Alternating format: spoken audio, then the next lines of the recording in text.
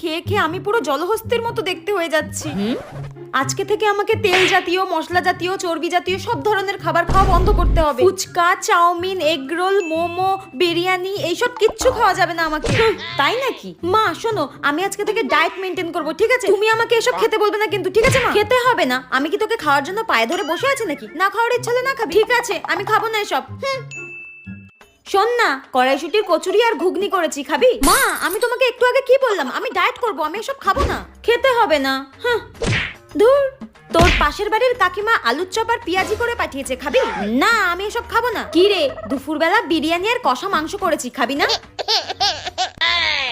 ধুর, এসব খড়ের মতো চেবাতে ভাল লাগে। দেখ আমার দ্বারা এসব ডায়েট ফায়েট হবে না। মা আর কিছু কি বেঁচে রয়েছে আমার জন্য? আমি এসব খেয়ে আর থাকতে পারবো না, আমার দ্বারা এসব ডায়েট ফায়েট হবে না। আর যদি কিছু থাকে দাও, আর না থাকলে আমাকে 2 গামলা ভাত দাও, আমি সেটা খেয়েই বেঁচে থাকি। ধুর।